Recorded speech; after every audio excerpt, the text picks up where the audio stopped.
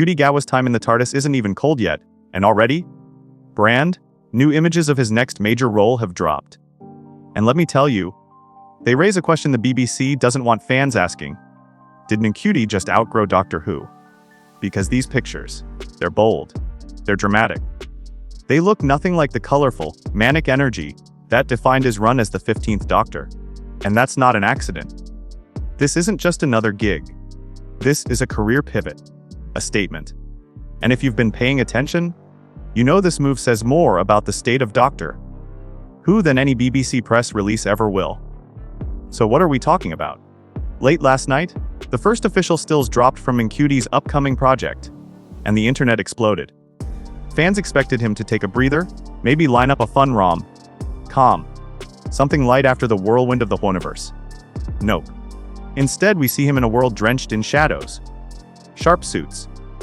Cigarette smoke curling through fractured neon light. He looked cutie, dangerous.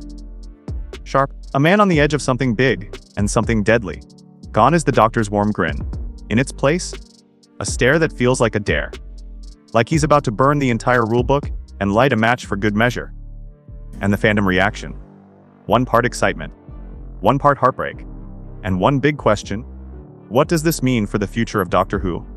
Now, let's break it down. The project? A high-stakes crime thriller called Crimson Dusk. Set in 1970s London, it follows a rising underworld kingpin, climbing the ranks of a city built on secrets. Ncuti plays the lead, a character known only as Aish, for now. Think Scorsese's grit meets Peaky Blinders swagger. And if that doesn't sound like the most radical departure from Doctor Who imaginable, I don't know what does. Here's why this matters. Actors don't pick projects in a vacuum. They pick projects that make a statement. And this one screams three things loud and clear range. Ncuti wants the world to know he's not just the Doctor, or the guy from Sex Education. He's here to dominate cinema, fast. Tone shift. From saving the universe to ruling the criminal underworld. That's not just variety. That's reinvention. Distance. And this is the part BBC doesn't want to hear. When your first big role post, who looks TS different, it's not just artistic ambition. It's a clean break. But here's where it gets complicated. Because the timing of this reveal collides with whispers from inside the BBC about delays, rewrites, and a Disney flawed deal that might be on the rocks. So is Ncuti moving on because his Doctor Who chapter was always meant to be short? Or because he knows something we don't? That's what we're unpacking in part 2. And the answer could change the entire conversation about the future of this show. Before we dive in, I want your gut reaction. Do you think Ncuti's new role looks incredible? Or like a giant red flag for the Whoniverse? Drop your take in the comments, and while you're there, hit subscribe. Because the next part isn't just about Ncuti's new role. It's about what this move reveals about Doctor Who's future. Let's get real, every Doctor leaves. We know this. It's baked into the DNA of the show. But here's what makes this one sting. It's not just that Ncuti's moving on. It's how fast it happened. The ink on his last Doctor Who script is barely dry, and already he's headlining a gritty prestige drama that couldn't be further from the TARDIS. And that timing, it matters. Because it suggests something nobody in Cardiff wants to admit. Ncuti was never planning to stick around. Here's the déjà vu moment.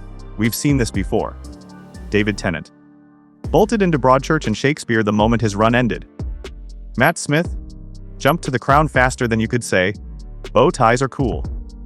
Jodie Whittaker straight into dark crime dramas. Every time, it sparks the same conversation: does Doctor Who still hold actors long-term? Or has it become a stepping stone? Ncuti's latest move just poured gasoline on that fire.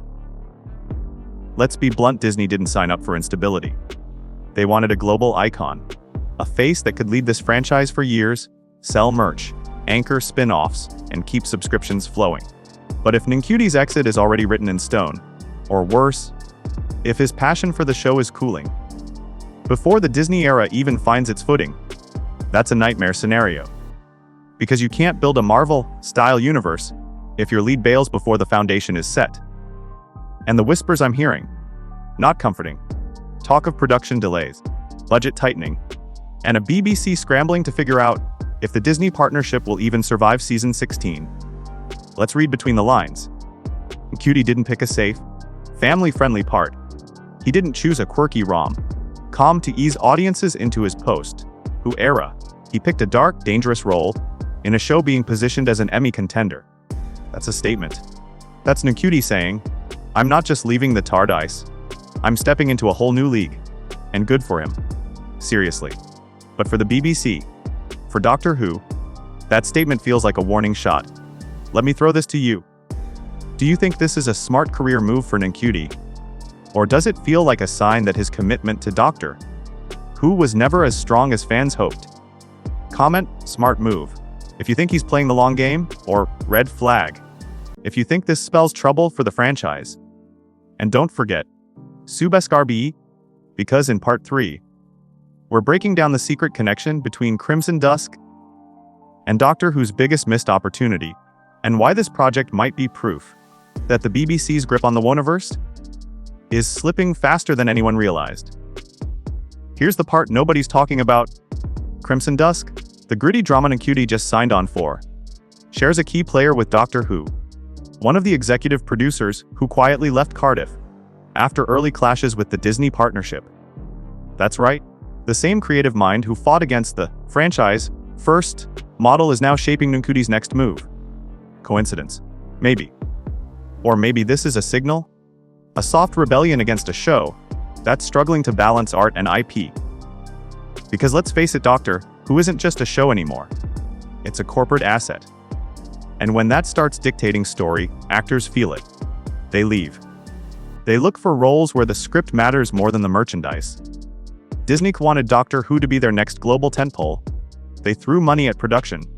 They hyped Ncuti as a superstar. But here's the problem. If your lead actor bolts before you lock down the future, what happens to the spin-offs? The crossover plans? The unit show that's already delayed. Industry insiders are whispering one word: instability. And in a streaming war this brutal, instability is fatal. Here's the cold reality. For rising stars like Ncuti, Doctor Who is no longer the destination. It's the launchpad. The thing that gets you global attention so you can jump to prestige projects. That's not shade on Ncuti, that's the game. But it's a game the BBC isn't winning. Because when your flagship star treats your crown jewel as a stepping stone, the audience feels it. The hype fades. And suddenly the Disney era looks less like a new golden age and more like a stopgap experiment that couldn't hold its talent. Here's my prediction: Ncuti finishes his planned episodes. He headlines the 2025 Christmas special to keep the BBC's marketing train on track. Then, he's gone. Straight into the world of awards, season thrillers and big-budget films. And honestly, he deserves it. He's that good. But for Doctor Who, this is a wake-up call. Because the show isn't losing a doctor. It's losing the illusion of security. Does this feel like a brilliant career pivot or a sign that Doctor Who can't hold on to its stars anymore? Drop your thoughts in the comments. Team Ncuti. If you think he's making the smartest move of his life. Team Woniverse. If you're worried this is the beginning of the end, and if you want the truth behind every twist, hit subscribe, because next time, I'm revealing the leaked details about the Unite spin-off, and why its release date vanished without warning. Until then, I'm James Roxer, and this was your BRA Do Balloon. Remember, in TV nobody stays forever, but sometimes they leave too